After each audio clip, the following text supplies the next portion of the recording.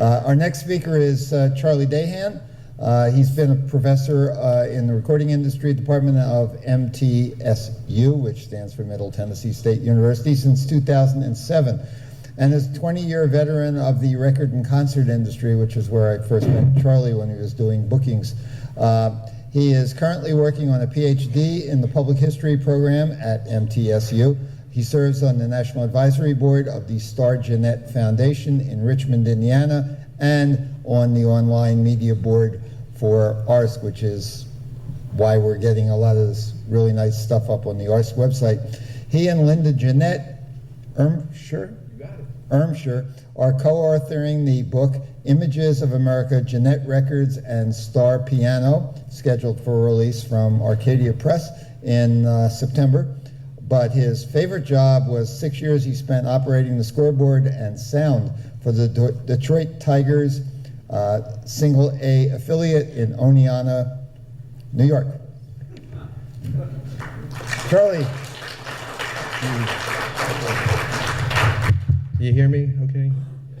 All right, yeah. Again, my apologies to Dave. My computer and I also have an aversion to Microsoft products. So I'm up and ready to go. I'm here to answer the burning question, and that's literally the burning question of why Richmond, Indiana became such an important site of recorded sound history. Basically, it boils down to Star Piano's propensity to flood and catch fire, that we're talking about a record company that's not in St. Louis or Nashville. Also due to the Jeanette family, who I'll spend some time talking about later on and playing some of their records, and their controlling nature. In 1884, Nashville residents Henry Gennett and his father-in-law, John Lumsden, purchased the Jesse French Piano Company. By 1891, Henry Jeannette relocated to St. Louis and served as the piano's retailer's vice president. He sought to purchase and expand his company by buying an established and reputable piano manufacturing company. At the same time, in Richmond, Indiana, James Starr and Richard Jackson encouraged Tracer Piano to move to Richmond in 1869. They purchased the 23 acres along the Whitewater River and constructed a 4-story factory building, the one you see up there with the canals running right around it. On April 7th, 1893, Henry Jeannette and John Lumsden purchased a 50% ownership stake in that piano company. Henry Jeannette and his entrepreneurial and visionary skills provided Star Piano a much-needed boost from his St. Louis office.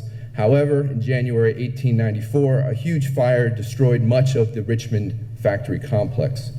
Rumors persisted of Star Piano moving its headquarters to St. Louis. They'd had enough of these floods and fires. However, John Lumsden stated that he did not believe in crying over spilled milk and confirmed Star Piano's commitment to rebuild and expand in Richmond. Henry Jeannette moved to Richmond with his family as a commitment to that growth, and he believed in Star Piano that it possessed more profitable potential with its skilled craftsmen, labor, and supervised the rebuilding and expansion of the factory complex, also to include almost every aspect of the manufacturing process under one roof. With Henry Jeannette's focused leadership, Star Piano grew, and in 1903 he assumed control of Star Piano after the deaths of all 3 of his partners, though he didn't have anything to do with their deaths. As the company expanded, Henry Jeannette looked from within and promoted his 3 sons, Harry, Clarence, and Fred, to help run the factory and retail operations. While the Jeannettes succeeded in the piano business, the subsequent growth of the phonograph industry threatened the piano's market share. Henry Jeannette's 3 sons decided to expand into the sound recording field in 1915 during a board meeting that they held, and the phonograph industry was both a natural fit for Star Piano's capabilities and its retail network. Star Piano's entry into the recording industry caused a paradigm shift that eventually led to the birth of the modern recording industry and introduction of American vernacular music and culture to the world. In 1821, much like his father, they decided they wanted to have all aspects of the process under one roof. And in 1921, Star Piano opened a recording studio in this converted wood kiln. This was one of the only permanent recording facilities between New York and San Francisco. The new studio placed Gennett Records in the unique position to identify and record the popular and vernacular music emanating from Chicago, Cincinnati, Indianapolis, and Kentucky. Fred Jeannette had been promoted to the head of the record division, and he realized there was little to no competition with regional and local music, and that a significant population possessed both the finances and the technology to consume these records. In 1922, Star Piano's Chicago store manager, Fred Wiggins, scouted and recommended several local hot jazz artists and soon groundbreaking jazz pioneers as the New Orleans Rhythm Kings, King Oliver's Creole Jazz Band with Louis Armstrong, and Jelly Roll Morton headed down the line to record in this newly opened studio. When word spread of the great jazz records being made in Richmond, several Midwestern artists ventured to Star Valley to record, including Bix Beiderbecke and Bloomington's own Hoagy Carmichael, who released his first version of Stardust, though it was a colossal failure. And of course, when he went to re-record it, they rejected it with a note in the ledger saying, "Already poor seller, reject." Rick Kennedy, in his book Jelly Roll, Bix and Hoagy, noted, despite its location in rural Indiana, the Richmond, Indiana studio produced some of the first greatest significant jazz recordings and exerted an impact on the music scene that was immediate, widespread, and lasting. In addition to their entree into jazz, they had a very robust country or hillbilly recording program, especially with its ties to Kentucky, where artists like, of course, to be a hillbilly label, you had to have at least 100 recordings by Vernon Dalhart. After Carrie's presentation on Thursday, yes, I will put Carson Robeson in there. I agree.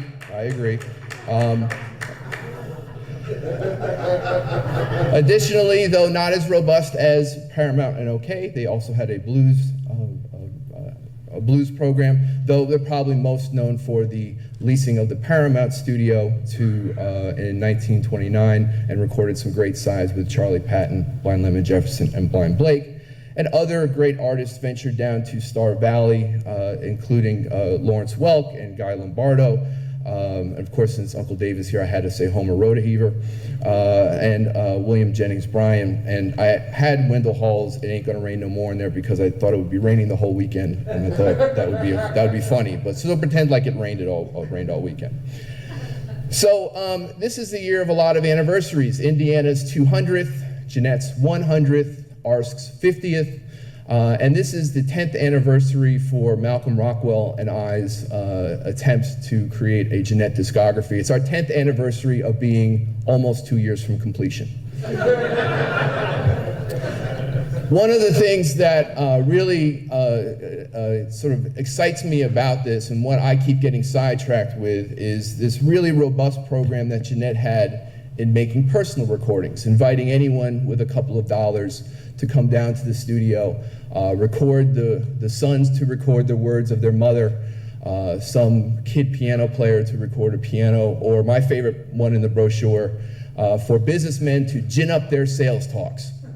And what I noticed by going through sort of the database was the most active in the personal recordings was the Gennett family themselves. In fact, they were some of the first recording artists in the Richmond, Indiana studio. All three brothers made multiple sound recordings, and many of their children also made recordings.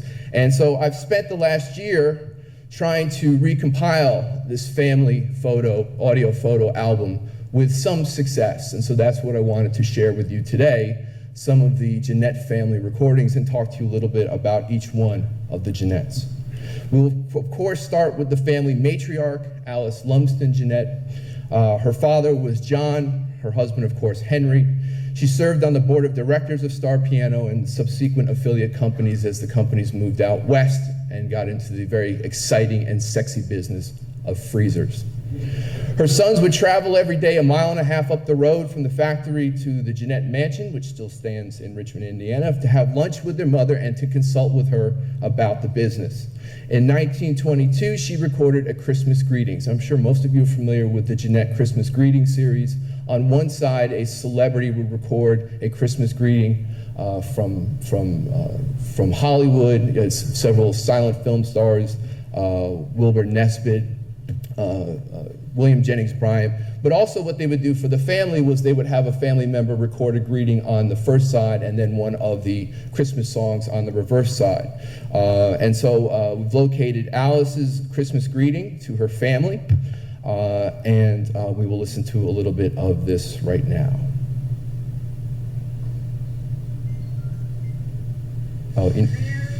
It would help if I plugged it in.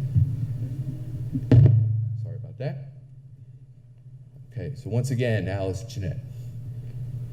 Merry Christmas and a Happy New Year. The same old greeting, but not in the same old way, because this year has brought to us a new style of holiday greeting, and I feel quite up to date when I send to you in my own voice my very best wishes for a Christmas full of love, joy, and happiness. And as the old year rings out and the path of the new year opens before us, it is as a sealed book, each day a page, each month a chapter, and when the last chapter is finished, may the history written thereon be as your heart desires. Again, I wish you a Merry Christmas and a Happy New Year. Alice L. Jeanette. Several other of the Jeanettes recorded Christmas greetings. Yes? I think that missing word is sealed. Seal? With an S. Okay, thank you. You always rely on Dick to correct everything, so I appreciate that. And several other of the Jeanettes recorded Christmas greetings, but as to date I have not found them. Fred and his wife recorded one, and Harry also. Okay, so Harry Jeannette, the oldest son of Henry and Alice, he became Star Piano's chairman when his father retired and oversaw the growth of the piano manufacturing company and retail outlet throughout the 1920s.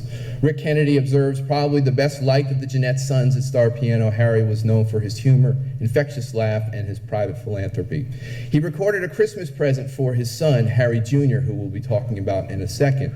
I also recently found a test pressing by some mysterious artist by the name of Harmon the Great, which I suspect is him. And if we have time at the end, I will present my case to you.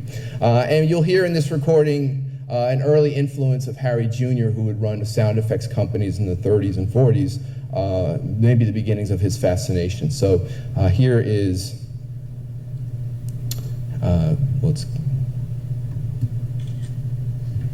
here is Harry's Christmas present.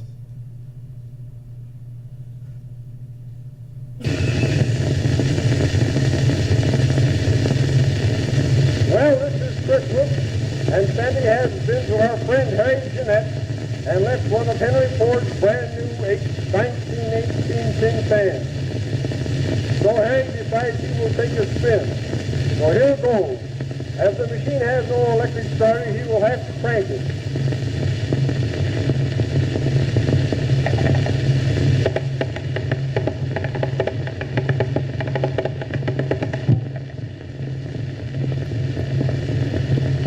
Now we're off.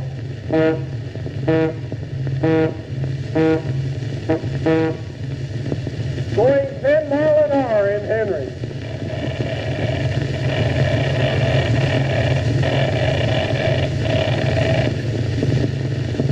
Mile an hour in Henry.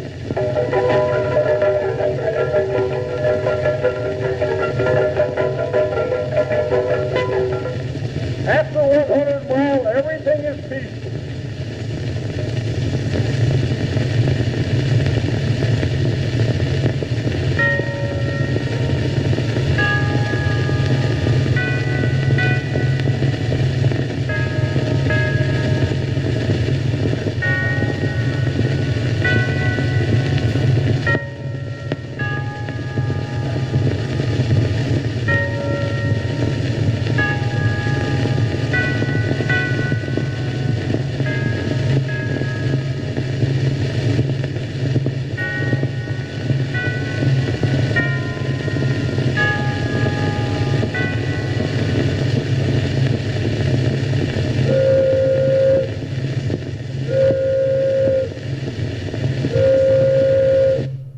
So it goes on like that for about another minute.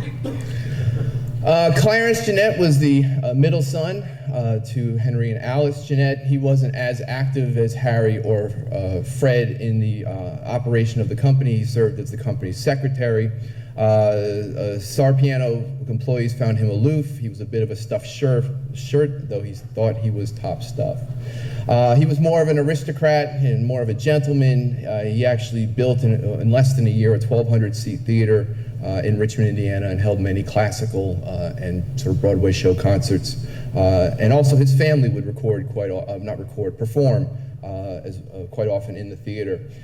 Interestingly enough, of all the sort of Gennettes, he actually was the one who had sort of aspirations to be a recording artist. On January 3rd, 1923, he recorded a series of children's rhymes under the pseudonym of Charles Gordon, and these appeared on Gennett 5029 and 4932. And so we'll listen to a little bit of his recitation. I think we start with Lucy Lockett.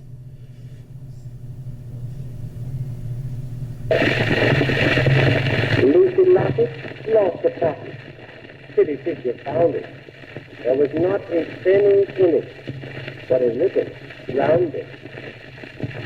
Jack and Jill went up the hill to fetch a pail of water.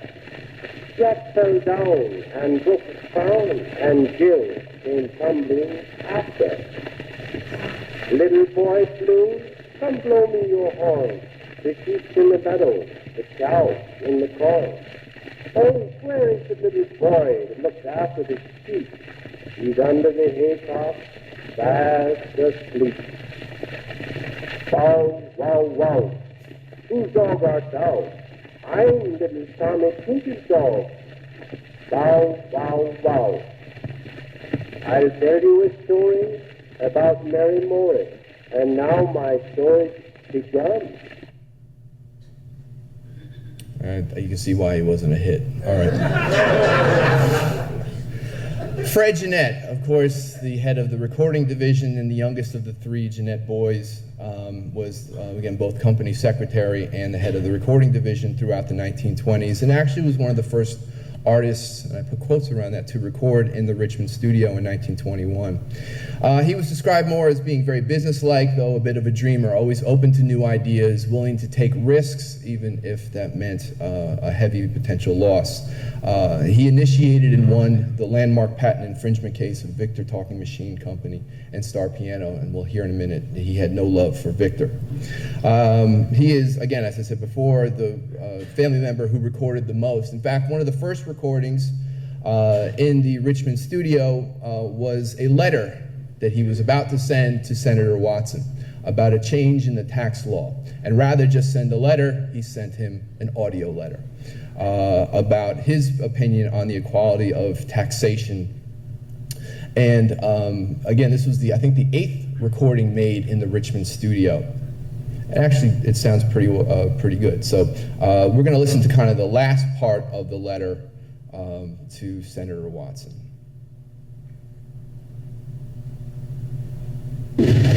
Let me apply this by names and figures. The Star Piano Company is a retailer that both wholesales and manufactures. The Victor Talking Machine Company sells to jobbers only, allowing a varying jobbing discount up to 50 and 10% on some goods. Therefore, if this record were a commercial record, retailing at 85 cents, for each retail sale, the Star Piano Company would be taxed 4 1/4 cents, while the Victor Company would pay only 1 91 1/4 cents. Again, on a sale of a $100 phonograph, the Star Piano Company would pay $5, while the Victor Company would pay only $2.25. On player pianos, we will compare with the Kohler industry, who are the largest Eastern manufacturers and who sell to dealers only. The Star Piano Company would pay on a $550 player piano $27.50, while the Kohler-made instrument would be sold for approximately $275 and would bear a tax of only $13.75. Tell me, Senator Watson, how can we compete? Our trade is intensely competitive. We sell almost exclusively on installment. Our margin of profit has averaged around only 4%, and we have lost heavily this year. Under the conditions proposed by the House, we could dismantle our factory and buy goods from our competitors to be sold at retail and save money. We are told that the only objection to the present clause is that manufacturers who retail only have not been included. Fairness does not justify Congress eliminating this paragraph, but it does require that equality shall be extended to all. Divide the burden equally. Don't penalize any legal form of organization. That is all we ask, and no one living in the spirit of American liberty can deny the justness of our complaint. I don't know if Senator Watson actually paid attention to that, but he did. Okay, so good for Fred. His copy of the record. Okay. Oh, so you have the original that they sent out to Fred. Okay, yeah. So whenever I hear that, I always, for the next day or so, say piano and $5. That's always what.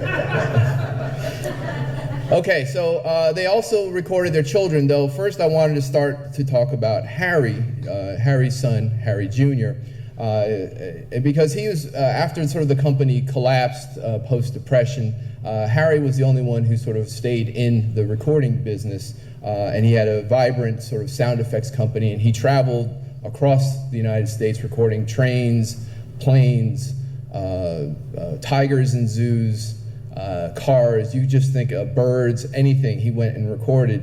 And when I was putting this together with a lot of help from Linda Jeanette Ermshire, who is Harry's daughter, I was kind of remiss at the thought that we didn't have anything from her father that would that he recorded. And then she kind of remembered a rumor that maybe one of the sound effects that he released wasn't really a cat.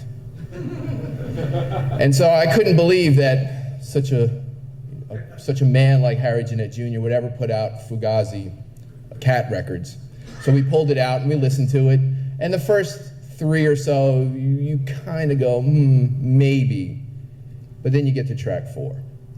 And you can tell that Harry and his partner, Richard Connor, were having a go at it.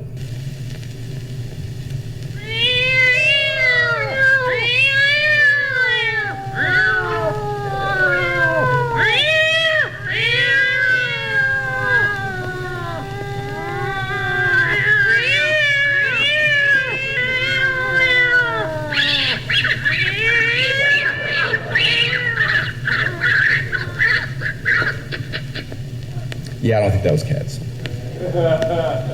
Which one is he? That's a good question. We'll have to do some audio forensic science to determine that. Okay, and then, so the final 2 recordings I have for you. First is actually another one of the first records made in the Richmond studio in 1921, and is actually, where I found it, it was on the reverse side of the To Senator Watson record that is in the possession of Fred Gennett's grandson, Steve Gennett. And so Fred brought his son Dickie down to the studio and just sort of let him be a kid in the studio. And Richard went on to work with his father in the subsequent businesses in Richmond, Gennett & Sons, which were into refrigeration, hospital ice carts for a while. Richard tried to get into building of houseboats. I don't see how that would be very exciting in the middle of Richmond, Indiana. The Whitewater River isn't that wide. Hardware and a travel agency. So this is, again, one of the first records made in 1921 in the Richmond studio, Dickie Talks. I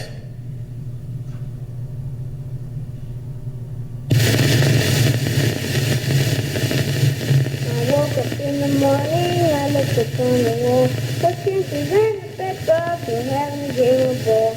The score was 2-0, the princes were ahead. But that I missed the ball and knocked me out of bed. I went downstairs to my breakfast, the bread was hard and stale. The coffee tastes like tobacco juice, no feeling. I can't get 'em up, I can't get 'em up, I can't get 'em up in the morning. Can't get 'em up, I can't get 'em up, I can't get 'em up today. The corporal's working private, the sergeant's working corporal, tenant's working sergeant, the captain's working ball. John Brown's baby had a cold upon his chest. John Brown's baby had a cold upon his chest. John Brown's baby had a cold upon his chest, and he rubbed it in his castrated oil. Glory, glory, hallelujah. Glory, glory, hallelujah.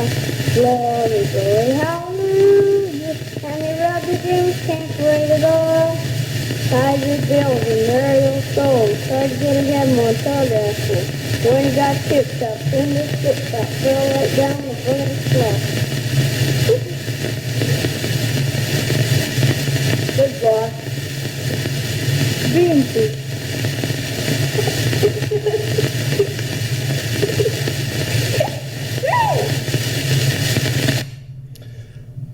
But the true musical talent in the family was Rose Jeannette, Martin's daughter, Alice. We haven't talked about Rose. Rose, while not active in the Star Piano Company, when the company moved west, was incredibly active in building the RSD, which is still in business today and a very profitable refrigeration and freezer business. And so in 1927, Rose brought her daughter, then 6-year-old Alice Jeanette Martin, down to the studio to record their own Christmas greeting record to pass to family and friends. And this is, I think, the greatest of all the Gennett recordings. And if I didn't say that, I'm afraid that whatever she's holding in her hand, I'll be stabbed. I don't know what that, it looks like a pen, but it also looks like a syringe, so I don't know. She's open carry, right? Good morning, good morning. Oh, come and greet another day. Good morning, good morning. The birds all seem to say, good morning, good morning. Oh, come and join the birds in song. Good morning, good morning. Be happy all day long. Ladybug, how do you do? How do you do? How do you do? Ladybug, fly away, fly away, fly away. Your little children are sleeping so snug, sleeping so snug, sleeping so snug.